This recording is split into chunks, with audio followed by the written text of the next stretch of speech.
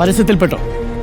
പിന്നെ പെട്ടില്ലേ, പരസ്യത്തെക്കുറിച്ച് തന്നെ പറഞ്ഞുകൊണ്ടിരിക്കുകയാണ്. ശരിക്കും പറഞ്ഞു കഴിഞ്ഞിട്ടുണ്ടെങ്കിൽ ഇവിടെ ഈ പരസ്യം കൊടുത്തത് സുപ്രഭാതത്തിലും സിറാജിലുമാണെന്നുണ്ടെങ്കിൽ ഇനി അത് വരാൻ നാട്ടിൽ ഇനി വേറെ സ്ഥലമൊന്നുമില്ല. LDF-നാണെങ്കിൽ ചുരുങ്ങിയ പൈസയ്ക്ക് കാര്യം നടക്കുകയും ചെയ്തു. പാലക്കാട് എഡിഷനിലും മലപ്പുറം എഡിഷനിലുമാണ്. സുപ്രഭാതത്തിന് പാലക്കാട് എഡിഷൻ, സിറാജിൻ്റെ മലപ്പുറം എഡിഷൻ, ഇത് രണ്ടിലുമാണ് LDF എന്തായാലും പരസ്യം കൊടുത്തത്.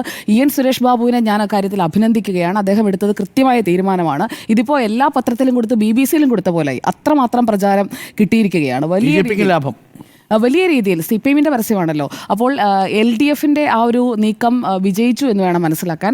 ന്യൂനപക്ഷ വോട്ട് അത് തങ്ങൾക്ക് ബ്ലോക്കായി കിട്ടും എന്നുള്ള ഒരു അമിത ആത്മവിശ്വാസത്തോടു കൂടിയാണ് ഷാഫി പറമ്പിൽ പറഞ്ഞ സ്ഥാനാർത്ഥിയെ തന്നെ പാലക്കാട്ട് നിർത്തിക്കൊടുത്തത്. അപ്പോൾ അതിന്മേൽ ഈ മർമ്മത്തിലടിക്കുക എന്ന് പറയില്ലേ, അങ്ങനെ ഒരു അടിയാണ് ഇന്ന് ഈ പരസ്യത്തിലൂടെ കൊടുത്തത്. അതിൽ ഹാലിളകിക്കൊണ്ടുള്ള പ്രതികരണങ്ങൾ രാവിലെ മുതൽ തന്നെ നമ്മൾ കാണുകയാണ്. എത്ര തവണയാണ് ഷാഫി പറമ്പിലൊക്കെ ഇന്ന് ക്യാമറയ്ക്ക് മുന്നിലേക്ക് വന്നത്, പ്രതികരണങ്ങൾ നടത്തിയത്, ഓടി നടന്ന് പ്രതികരിക്കുകയായിരുന്നു. സ്ഥാനാർത്ഥിയും ആകെ ടെൻസ്ഡായിരുന്നു. ഉണ്ണി സാർ പറഞ്ഞതുപോലെ ഇന്നലെ ഉണ്ണി സാർ പറയുന്നുണ്ടായിരുന്നു UDF ക്യാമ്പിൽ ഒരു ടെൻഷനും ഇല്ല, UDF ക്യാമ്പ് ടെൻഷൻ ഫ്രീ ആണെന്ന്. ഇന്നെന്തായാലും ടെൻഷൻ ഉണ്ടായിട്ടുണ്ടാകും എന്ന് അങ്ങ് ഇനിയെങ്കിലും സമ്മതിക്കുമായിരിക്കും. എന്തായാലും ഈ പരസ്യത്തിലേക്ക് വന്നു കഴിഞ്ഞാൽ സരിൻ തരംഗം എന്നതാണ് പരസ്യത്തിൻ്റെ തലക്കെട്ട്. അപ്പോൾ സരിൻ തരംഗം എന്ന് പറഞ്ഞ് പരസ്യം കൊടുക്കുന്നത് BJP-യെ വിജയിപ്പിക്കാനാണ് എന്നൊക്കെ പറയുന്നതിൻ്റെ യുക്തി എന്താണെന്ന് എനിക്ക് മനസ്സിലാവുന്നില്ല. അതിനിടയിലാണ് VD സതീശൻ ഇന്ന് മുഖ്യമന്ത്രി പിണറായി വിജയൻ ഒരു പുതിയ പേരൊക്കെ ഇട്ടു. പാഷാണം വർക്കി എന്നൊരു പേരൊക്കെ ഇട്ടാണ് ഇന്ന് മുഖ്യമന്ത്രി കുറിച്ച് പറഞ്ഞത്. പാഷാണം വർക്കിയെ പോലെ ആകരുത് പിണറായി വിജയൻ എന്നാണ് VD സതീശൻ പറഞ്ഞത്. അതിനുള്ള മറുപടി സന്ദീപ് വാര്യരുടെ ഭാഷയിൽ പറയാം. കാരണം VD സതീശനൊപ്പം ഇപ്പോൾ സന്ദീപ് വാര്യരെയാണല്ലോ ചേർത്ത് പിടിക്കുന്നത്. അപ്പോൾ സന്ദീപ് വാര്യർ 2022 ജൂലൈ 9-ാം തീയതി VD സതീശൻ ഒരു മറുപടി ഇട്ടുണ്ട്. അത് ഫേസ്ബുക്കിൽ കിടപ്പുണ്ട്. അത് റിമൂവ് ചെയ്യാൻ വിട്ടുപോയതായിരിക്കാം, അതോ ഇപ്പോൾ റിമൂവ് ചെയ്തുകൊണ്ടിരിക്കുകയായിരിക്കും. പല പോസ്റ്റുകളും റിമൂവ് ചെയ്തുകൊണ്ടിരിക്കുകയാണല്ലോ ഘട്ടം ഘട്ടം. 2022 ജൂലൈ 9-ന് സന്ദീപ് വാര്യർ പറഞ്ഞത് VD സതീശൻ വീണെടുത്ത് കിടന്ന് ഉരുളുന്ന സതീശനാകരുതെന്നാണ്. അപ്പോൾ ഈ പരസ്യ വിവാദത്തിലും അത്രയുമേ തിരിച്ചു പറയാനുള്ളൂ. മുഖ്യമന്ത്രി പിണറായി വിജയനെ പാഷാണം വർക്കി എന്നൊക്കെ വിളിച്ചതുകൊണ്ട് ഇപ്പോൾ പെട്ടിരിക്കുന്ന ഈ ഒരു ഡാമേജിൽ നിന്ന് പുറത്തു കടക്കാൻ കഴിയുകയില്ല. അപ്പോൾ കാഫിർ വിവാദത്തിൽ ഏപ്രിൽ 28-ാം തീയതിയൊക്കെ സന്ദീപ് ഇട്ട പോസ്റ്റ് എന്താണ് എന്നൊക്കെ ഒന്ന് എടുത്ത് നോക്കുന്നതും നന്നായിരിക്കും. ഇവിടെ ഇപ്പോൾ ഈ പരസ്യത്തിൽ, ഈ പരസ്യം എന്ന് പറയുമ്പോഴേക്കും അതൊരു അഡ്വർട്ടോറിയലാണ്, അഡ്വർടൈസ്മെൻ്റ് അല്ല, ഒരു അഡ്വർട്ടോറിയലാണ്. ഒറ്റ നോട്ടത്തിൽ പരസ്യമെന്ന് തോന്നാത്ത ഒരു ഭാഷ, വാർത്തയാണ് എന്ന് തോന്നുന്ന ഒരു ഭാഷ, അത് കൃത്യമായി ഉപയോഗിച്ചിരിക്കുകയാണ്. എനിക്ക് തോന്നുന്നത് ഈ പരസ്യം കൊടുക്കാനുള്ള ഒരു സ്വാതന്ത്ര്യമെങ്കിലും നിങ്ങളൊക്കെ LDF-ന് കൊടുക്കണം കേട്ടോ. CPM-ന് ഒരു പരസ്യം അനുമതി വാങ്ങണം, അതവിടെ നിൽക്കട്ടെ. അനുമതി വാങ്ങിയില്ല എങ്കിൽ അതിനുള്ള നിയമ നടപടിയോ അല്ലെങ്കിൽ വിശദീകരണമോ അതൊക്കെ അവർ നേരിടട്ടെ. പക്ഷേ ഒരു പരസ്യം കൊടുക്കാനുള്ള സ്വാതന്ത്ര്യം പോലും CPM-ന് ഇല്ല എന്ന മട്ടിൽ ഉണ്ണിസാറും മാഡോ ഒക്കെ സംസാരിക്കുന്നത് കേട്ടപ്പോൾ അത് ഒരു തെരഞ്ഞെടുപ്പാകുമ്പോഴേക്കും CPM-ന് എന്താ ഫൈറ്റ് ചെയ്യേണ്ടത്? CPM മാറി നിന്നിട്ട് കോൺഗ്രസെ നിങ്ങൾ ജയിച്ചു എന്ന് പറഞ്ഞ് CPM എന്താ കൈയും കെട്ടി നിൽക്കണമെന്നുള്ളതാണോ ഉണ്ണിസാറൊക്കെ വിചാരിക്കുന്നത്? എനിക്ക് മനസ്സിലാവുന്നില്ല. CPI മത്സര രംഗത്തില്ല, കോൺഗ്രസിനെ ജയിപ്പിക്കാൻ വേണ്ടി CPM അങ്ങ് മാറി നിൽക്കണം, 3-ാം സ്ഥാനത്തുള്ളവർ ഒരിക്കലും 1-ാം സ്ഥാനത്ത് വരില്ല എന്നൊക്കെ പറയുന്നതിൻ്റെ ഒരു ലാംഗ്വേജ് എന്താണെന്ന് എനിക്ക്, അല്ലെങ്കിൽ അതിൻ്റെ ഒരു ഉള്ളിലുള്ള എന്താണ് ആ ചിന്താഗതി എന്ന് എനിക്ക് മനസ്സിലാവുന്നില്ല. സാർ അറിഞ്ഞുകൊണ്ട് പറയുന്നതാണോ, അല്ല സാർ അറിഞ്ഞുകൊണ്ട് പറയുന്നതാണോ എന്ന് എനിക്ക് അറിയില്ല. എന്താ ഒരേ ശബ്ദം അല്ല, വസ്തുതകൾക്ക് യൂണിവേഴ്സൽ ട്രൂത്ത് ആയിരിക്കും. അത് പറയുന്ന സമയത്ത് ഒന്നാമെന്ന് പറഞ്ഞിട്ട് കാര്യം. സന്ദീപ് വാര്യർ വർഗീയവാദിയാണ് എന്ന് സ്മൃതിക്ക് അഭിപ്രായം ഉണ്ടല്ലോ. ആ വർഗീയവാദിയെ കോൺഗ്രസ് കൂട്ടി എന്നുള്ള അഭിപ്രായം ഉണ്ടല്ലോ. അപ്പൊ നമ്മൾ കണ്ട കാര്യമല്ലേ. പിന്നെ അത് പറഞ്ഞാൽ ഇപ്പൊ എന്നെ കുറ്റപ്പെടുത്തരുത് തരും, അല്ലെങ്കിൽ സുജയെ കുറ്റപ്പെടുത്തരുത് തരും, അത് ഫാക്ട്. അല്ല, ഞാൻ പറയുന്നത് ഇവിടെ CPIM 3-ാം സ്ഥാനത്താണ്. അത് 2016-ലെയും 2021-ലെയും കാര്യമാണ് ഉണ്ണി സാർ. അത് 2024-ലെ ഉപതെരഞ്ഞെടുപ്പിൽ അങ്ങനെ തന്നെ ആകണം എന്ന് ശഠിക്കുന്ന രീതിയിൽ CPIM ഒരു മത്സരത്തിന് പോലും നിൽക്കരുത്. അവർ ഈ പരസ്യം കൊടുത്തത് ഒരു മത്സരത്തിൻ്റെ ഭാഗമായിട്ടാണ് എന്നാണ് ഞാൻ കരുതുന്നത്. കാരണം മറുഭാഗത്തുള്ള മുസ്ലിം വോട്ടുകൾ തങ്ങൾക്ക് കിട്ടണം. അതൊരു തെരഞ്ഞെടുപ്പാകുമ്പോൾ, തെരഞ്ഞെടുപ്പ് എന്ന് പറഞ്ഞാൽ എന്താണ്? അതൊരു മത്സരമാണ്. ആ മത്സരത്തിലേക്ക് ഇറങ്ങുമ്പോഴേക്കും എല്ലാ കാലത്തും ആ വോട്ടുകൾ അവിടെ തന്നെ നിൽക്കട്ടെ എന്ന് പറഞ്ഞുകൊണ്ട് UDF-ന് തീരെഴുതി കൊടുക്കാൻ LDF-നെ നിർബന്ധിതമാക്കുന്ന രീതിയിൽ അങ്ങ് പറയുന്നത് എനിക്ക് എന്തായാലും അതിൻ്റെ യുക്തി മനസ്സിലാകുന്നില്ല. ഇതൊരു തെരഞ്ഞെടുപ്പാണ്, ഒരു പോരാട്ടമാണ്. ആ പോരാട്ടത്തിൽ പരമാവധി വോട്ട് സ്വന്തമാക്കുക എന്നുള്ളത് LDF-ന്റെയും UDF-ന്റെയും NDA-യുടെയും ലക്ഷ്യമാണ്. ന്യൂനപക്ഷ വോട്ടുകൾ എന്ന് പറയുന്നത് ആർക്കും തീരെഴുതി കൊടുത്തിരിക്കുന്ന ഒന്നൊന്നുമല്ല. അങ്ങനെ ആരും കരുതേണ്ട കാര്യവും നമ്മളാരും ചിരിച്ചിട്ടില്ല. ഇല്ല, ഉണ്ണി സാറിന്റെ ഒരു ഇരിപ്പ് നോക്കിയിട്ട് ചിരിച്ചു പോയതാണെന്ന് തോന്നുന്നല്ലേ. സാറേ അവിടെ അടങ്ങി ഒതുങ്ങിയായിരിക്കുന്നത്. ഉണ്ണി സാർ ആ മൗനം പാലിക്കുന്ന കണ്ടിട്ട് എനിക്ക് ചിരി വന്നു പോയതാണ്. ഓക്കെ. അപ്പോൾ ഈ ഒരു സന്ദീപ് വാര്യർ പറഞ്ഞ കാര്യത്തിലേക്ക് വരാം. സന്ദീപ് വാര്യർ പറയുന്നത് കൃത്രിമമായിട്ട് നിർമ്മിച്ച ഫേസ്ബുക്ക് പോസ്റ്റ് എന്നാണ്. അപ്പോൾ അങ്ങനെ കൃത്രിമമായി നിർമ്മിച്ച ഒരു ഫേസ്ബുക്ക് പോസ്റ്റ് ആണെങ്കിൽ അത് മെറ്റയ്ക്ക് ഈസി ആയിട്ട് കണ്ടുപിടിക്കാൻ കഴിയുന്നതേ ഉള്ളൂ. കാരണം നമ്മൾ ഡിലീറ്റ് ചെയ്ത് കഴിഞ്ഞാൽ നമ്മൾ ഇട്ടതിൻ്റെ കൃത്യമായിട്ട് കണ്ടെത്താൻ കഴിയും. ഏത് ദിവസമാണ് പോസ്റ്റ് ചെയ്തത്, ഏത് IP അഡ്രസ്സിൽ നിന്നാണ് പോസ്റ്റ് ചെയ്തത് തുടങ്ങിയ സകല വിവരങ്ങളും എടുക്കാവുന്നതേ ഉള്ളൂ. അപ്പോൾ സന്ദീപ് ഇങ്ങനെ ഒരു ഫേസ്ബുക്ക് പോസ്റ്റ് ഇട്ടില്ല എന്ന് പറയുമ്പോൾ അതിൻ്റെ സ്ക്രീൻഷോട്ടുകളടക്കം കയ്യിൽ വെച്ചുകൊണ്ടാണ് മറുഭാഗം നിൽക്കുന്നത് എന്നത് കൂടി സന്ദീപ് ഓർക്കണം. നമ്മൾക്ക് ആ ഫേസ്ബുക്ക് പോസ്റ്റ് ഡിലീറ്റ് ചെയ്യാൻ പറ്റും, പക്ഷേ ഇട്ടിട്ടില്ല എന്ന് പറയുന്നതിൽ ഉറച്ചു നിൽക്കണമെന്നുണ്ടെങ്കിൽ അങ്ങനെ ഒരു പോസ്റ്റ് ഉണ്ടാകാതിരിക്കണം. ഇവിടെ ഈ കാഫിർ വിവാദവുമായി ഇതിനെ കണക്ട് ചെയ്യുന്നത് അത് ശരിയാകുമെന്ന് എനിക്ക് തോന്നുന്നില്ല. എന്തായാലും സന്ദീപ് വാര്യർ ഇടുന്ന പോസ്റ്റുകളുടെ ഒരു സ്വഭാവം, അതിനായി കുറച്ച് പോസ്റ്റുകൾ കൂടി, അതായത് ഡിലീറ്റ് ചെയ്യുന്നതിന് മുൻപ് എടുത്തു വെച്ച കുറച്ച് സ്ക്രീൻഷോട്ടുകളുണ്ട്, അതിലേക്ക് കൂടി ഒന്ന് പോകാം. ഈ പരസ്യത്തിൽ വന്നതല്ല കേട്ടോ, ഇത് പരസ്യത്തിൻ്റെ പരിധിയിൽ വരില്ല. ഇത് വളരെ റീസെൻ്റ് ആയിട്ടുള്ള പോസ്റ്റാണ്. അതായത് സന്ദീപ് വാര്യർ C. കൃഷ്ണകുമാറിന് വേണ്ടി പ്രചാരണം നടത്തിക്കൊണ്ടിരുന്നപ്പോഴത്തെ പോസ്റ്റാണ്. അതായത് രണ്ട് മുന്നണിയുടെ സ്ഥാനാർത്ഥിക്ക് വേണ്ടി ഈ തെരഞ്ഞെടുപ്പിൽ പ്രചാരണം നടത്തിയ ഒരേ ഒരാൾ സന്ദീപ് വാര്യരാണ്. Very lucky man. Leader K. കരുണാകരന്റെ ഭാര്യ കല്യാണിക്കുട്ടിയമ്മയെ വരെ ആക്ഷേപിച്ച പാലക്കാട്ടെ UDF സ്ഥാനാർത്ഥിയെ ഇപ്പോൾ ഉമ്മൻചാണ്ടിയുടെ കുടുംബവും തള്ളി പറഞ്ഞിരിക്കുന്നു.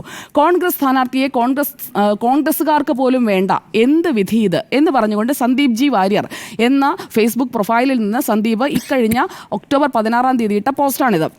അതായത് കോൺഗ്രസ് സ്ഥാനാർത്ഥിയെക്കുറിച്ചുള്ള അദ്ദേഹത്തിൻ്റെ അഭിപ്രായമാണ്.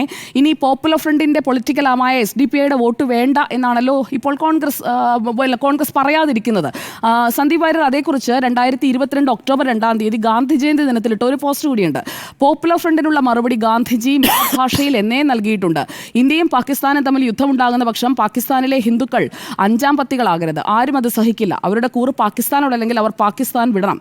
ഹിന്ദുക്കൾക്ക് മാത്രമേ അവരുടെ ധർമ്മത്തെയും വിശ്വാസത്തെയും തകർക്കാൻ കഴിയൂ. ഇസ്ലാം തകർക്കപ്പെടുന്നുണ്ടെങ്കിൽ അത് പാകിസ്ഥാനി മുസ്ലിങ്ങളാൽ ആയിരിക്കും എന്നൊക്കെ പറഞ്ഞുകൊണ്ട് കോട്ട് ചെയ്തുകൊണ്ടുള്ള പോസ്റ്റുകൾ ഇട്ടിട്ടുള്ള സന്ദീപ് വാര്യരുടെ നീക്കാത്ത പോസ്റ്റുകളാണ് ഞാനീ പറയുന്നത്.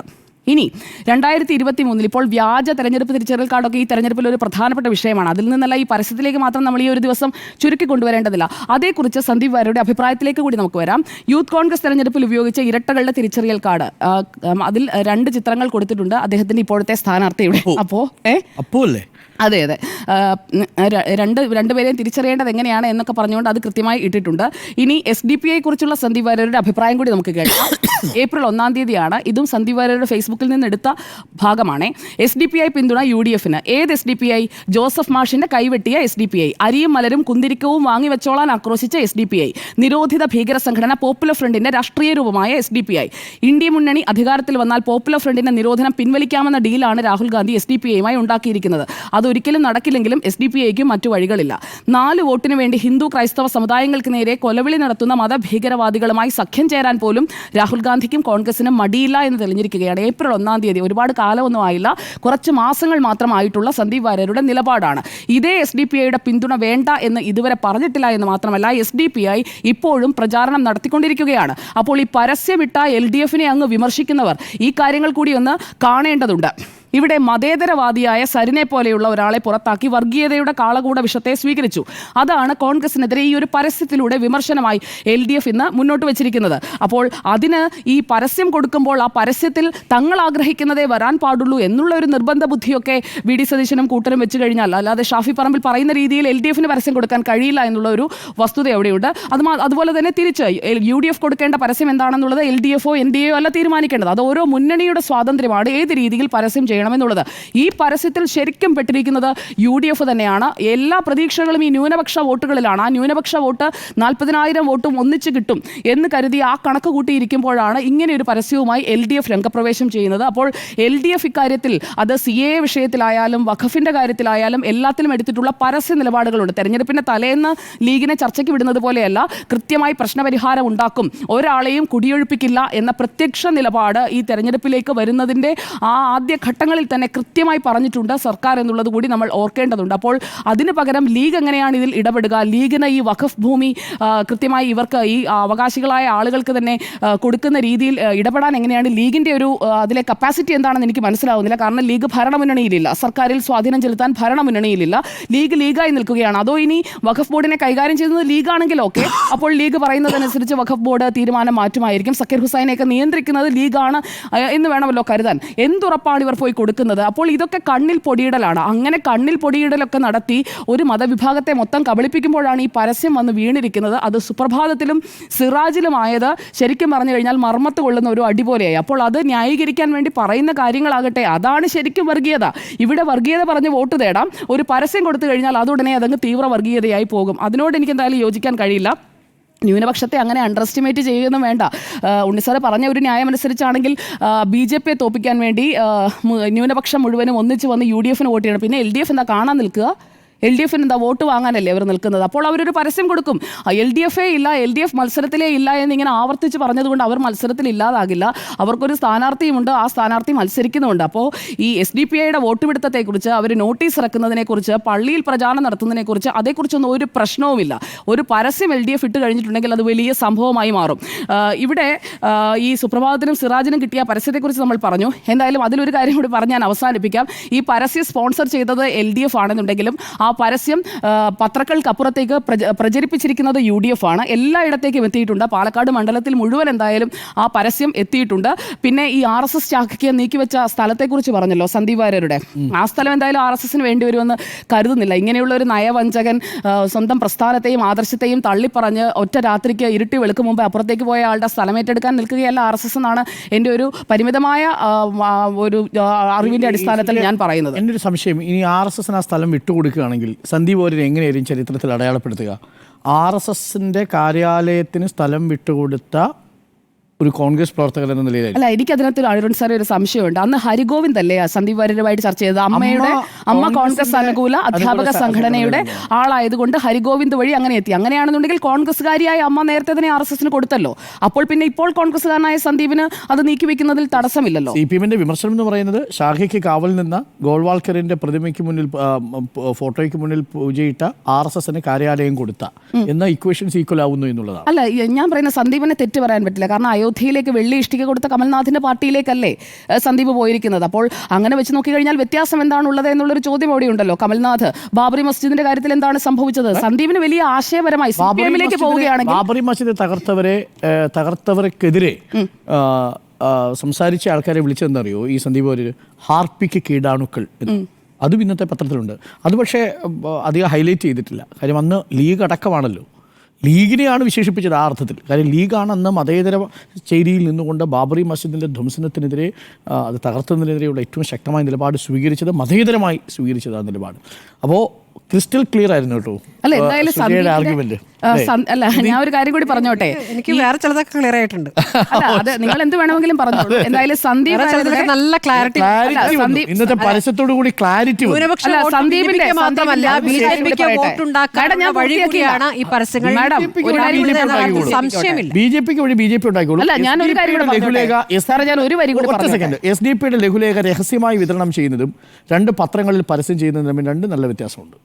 അതാ എൻഡോസ് ചെയ്യാനുള്ള ഒരു ആത്മധൈര്യം ഉണ്ടാവും. അല്ല, SDP വിതരണം ചെയ്യുന്നതിനെ കുറിച്ച് എന്തിനാണ് UDF ആശങ്കപ്പെടേണ്ട കാര്യം? SDP പിന്തുണ പ്രഖ്യാപിച്ചിരിക്കുന്നു. ആ വോട്ട് വേണ്ടെന്ന് പറയാത്തതും UDF. വർഗീയ വോട്ട് വേണ്ട എന്ന് പറഞ്ഞാൽ പോരെ? അങ്ങനെ പറഞ്ഞാൽ മതിയോ? മതി. അങ്ങനെ പറഞ്ഞാൽ ജമാഅത്തെ ഇസ്ലാമി നേരത്തെ കൊലപാതകം നടത്തിയ അങ്ങോട്ടും ഇങ്ങോട്ടും ഉണ്ടെന്നല്ല. പാലക്കാട്ട് ഇങ്ങോട്ടുള്ള കൊലപാതകം പറ. പാലക്കാട് മാത്രമല്ല, പാലക്കാട്ട് പറ. RSSന്റെ കൊലപാതകം ഞാൻ പറഞ്ഞ ഈ 2 കൊലപാതകങ്ങളിൽ മറുഭാഗത്ത് RSS പാലക്കാട്ട് ആരെയാ കൊന്നതാണ് മുന്നേറുന്നത്. തെരഞ്ഞെടുപ്പിന്റെ തലേ ദിവസം ഈ വിഷയത്തിൽ അധികം വലിയ നീണ്ട ചർച്ചയിലേക്കൊന്നും പോകണ്ട. SDPI ചെയ്ത് ഇവിടെ നമ്മുടെ മുന്നിലുണ്ട്. ആ കൊലപാതകങ്ങളൊന്നും ആരും ഇവിടെ ന്യായീകരിക്കില്ല. പക്ഷെ ആ SDPI തീവ്ര സംഘടനകളുടെ വോട്ട് വേണ്ട എന്ന് പറഞ്ഞാൽ അത് വ്യക്തമാണ്. ചോദ്യം എങ്ങനെയാ? നമ്മൾ പലതവണ ചോദിച്ചു, SDPയുടെ വോട്ട് ഈ തെരഞ്ഞെടുപ്പിൽ വേണോ? കോൺഗ്രസിനോടുള്ള ചോദ്യം. തീവ്രവർഗീയ സ്വഭാവമുള്ള ഒരു സംഘടനയുടെ വോട്ട് വേണ്ട. സാർ SDPയുടെ വോട്ട് വേണോ? തീവ്രവർഗീയ സംഘടനയുടെ സ്വഭാവം പേര് പറഞ്ഞാൽ വോട്ട് പോവില്ലേ? SDPയുടെ വോട്ട് പറയില്ല. ഇനി നിങ്ങൾ CPM നേതാക്കളോട് ചോദിക്കൂ, SDPയുടെയും വോട്ട് വേണ്ടെന്ന് പറഞ്ഞു കേട്ടില്ലല്ലോ. PDP എവിടെ പിന്തുണ പ്രഖ്യാപിച്ചു? അത് താങ്കൾ കാണാത്തെ 110 പേരോ കണ്ടേ എണ്ണ എടുത്തിട്ടാണോ പിന്തുണ വേണ്ടെന്ന് പറയുന്നത്? PDPയുടെ പിന്തുണ വേണ്ടെന്ന് പറഞ്ഞ് ഞാൻ കേട്ടില്ലല്ലോ. എവിടെയാണ് താങ്കൾ കേട്ടോ? PDPയുടെ പിന്തുണ വാർത്താക്കുറിപ്പുണ്ടല്ലോ. PDPയുടെ വാർത്താക്കുറിപ്പ് പത്രങ്ങൾ വന്നിട്ടുണ്ടല്ലോ. PDP എവിടെയാ ലഘുലേഖ വിതരണം ചെയ്ത്? ലഘുലേഖ അത് ശരി. അതേ രീതിയിൽ ചെയ്താലേ പറ്റുള്ളൂ. അതേ രീതിയിൽ ചെയ്താലേ അതേ രീതിയിൽ ചെയ്താലേ അത് PDPയുടെ വോട്ട് വേണ്ട എന്ന് പറഞ്ഞു കേട്ടില്ല. പറഞ്ഞോ? SDPയുടെ കാര്യത്തിൽ നിലപാട് ശരി. നമ്മുടെ മുന്നിൽ എല്ലാം ഇവിടെ നേതാക്കൾ പറഞ്ഞ എല്ലാം കാണുന്നുണ്ട്. ഈ ഐകമത്യം മഹാബലമൊക്കെ കാണുന്നുണ്ട്. ലെഫ്റ്റിന്റെ LDFന്റെ പബ്ലിഷ് ചെയ്ത ഈ പരസ്യം സർക്കുലേറ്റ് ചെയ്തത് എന്തായാലും UDF ആണ്. അല്ല ശരി, ചാനലുകൾ പക്ഷത്തെ അങ്ങ് ചുരുക്കി കാണല്ലേന്നേ. ആരാ ചുരുക്കി കാണുന്നത്?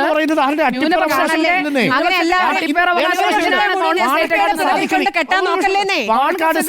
തങ്ങളെ വിമർശിക്കരുത് എന്ന നിലപാട് എങ്ങനെ UDFന് എടുക്കാൻ കഴിയുക? ലീഗ് എന്നിട്ടെന്താ ദേശാഭിമാനി കൊടുക്കാതിരുന്നത്? ഇന്നെന്താ മുഖ്യമന്ത്രി ദേശാഭിമാനി ഉള്ളടക്കം എങ്ങനെ വരും?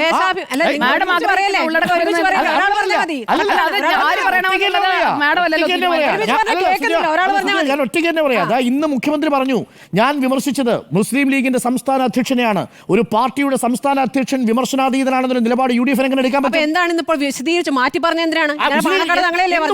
എന്തുകൊണ്ട് ദേശാഭിമാനിയിലെ തലക്കെട്ടിൽ ചിലരെ മഹത്വവൽക്കരിക്കുന്നത് UDFന്റെ വെപ്രാളം മറക്കാനെന്നുള്ള ഈ വാർത്തയിൽ എന്തുകൊണ്ട് പാണക്കാട് തങ്ങളെക്കെതിരെ നടത്തിയ പ്രസംഗത്തിലെ ഭാഗമില്ല? CM അതുകൊണ്ട് തന്നെയല്ലേ സ്മൃതിക്ക് കൂടി കേൾക്കാൻ ആയിക്കോട്ടെ. ഇന്ന് ലീഗ് അധ്യക്ഷൻ എന്ന് പാണക്കാട് തങ്ങൾമാർ പലരുമുണ്ട്. ഞാൻ എല്ലാ തങ്ങൾമാരെയും വിമർശിച്ചിട്ടില്ല. ഞാൻ വിമർശിച്ചത് ലോക്സഭാ തെരഞ്ഞെടുപ്പിൽ പൊട്ടിപ്പാളിസായ ശേഷം ഉണ്ടായിരിക്കുന്ന തീരുമാനം ഇപ്പോഴത്തെ തീവ്ര ലീഗ്, അതിനു മുമ്പ് നല്ല ലീഗ്, ആ ലീഗിനെ വിരുദ്ധ പ്രക്ഷോഭത്തിന് വേണ്ടി ചർച്ചയൊക്കെ പറ്റും. അംഗീകരിക്കുന്ന ലീഗിനെ CPM അല്ല, ഞാൻ ഇന്ന് കേട്ടതും അങ്ങനെ തന്നെയാണ്. അത് കൃത്യമായി പറഞ്ഞു പോകണമല്ലോ. അവിടെ അപ്പോൾ സഖ്യ ആരോപണമൊന്നും കൊണ്ടുവരണ്ട. തോൽക്കുമ്പോഴേക്കും കുറെ ആർഗ്യുമെന്റ്സ് അങ്ങനെ വെച്ചിട്ടൊന്നും കാര്യമില്ല. എനിക്ക് പറയാനുള്ളത്, ഞാൻ എൻ്റെ നിലപാടായിട്ട് തന്നെയാണ് പറയുന്നത്. ഇവിടെ പിണറായി വിജയൻ എന്ന് പറഞ്ഞത്, ഞാൻ പിണറായി വിജയനെ ഇതേ ഫോറത്തിൽ തന്നെ വിമർശിച്ചിട്ടുള്ള ആളാണ്. പാണക്കാട് ഒരുപാട് തങ്ങൾമാരുണ്ട്. അവരെയൊന്നുമല്ല ഞാൻ വിമർശിച്ചത്. ഞാൻ വിമർശിച്ചത് മുസ്ലിം ലീഗ് പ്രസിഡന്റിനെയാണ്. സാദിഖ് അലി ശിഹാബ് തങ്ങൾ പ്രസിഡന്റ് ആയതിനു ശേഷമാണ് മുസ്ലിം ലീഗ് ജമാഅത്തെ ഇസ്ലാമിയോടും SDPയോടും അനുകൂല നിലപാട് സ്വീകരിക്കാൻ തുടങ്ങിയത്. തീവ്രവാദികളുടെ ഭാഷയും കൊണ്ട് തങ്ങളുടെ അടുത്തേക്ക് വരേണ്ട എന്നാണ് നെടുവത്തൂർ ഏരിയ കമ്മിറ്റി ഓഫീസ് ഉദ്ഘാടന വേദിയിൽ ഇന്ന് മുഖ്യമന്ത്രി പറഞ്ഞത്. അത് ക്ലിയർ ആയിട്ട് തന്നെയാണ് പറഞ്ഞിരിക്കുന്നത്. അത് മാഡത്തിന് മനസ്സിലാകാത്തത് എന്റെ കുഴപ്പമല്ല. ഓക്കെ.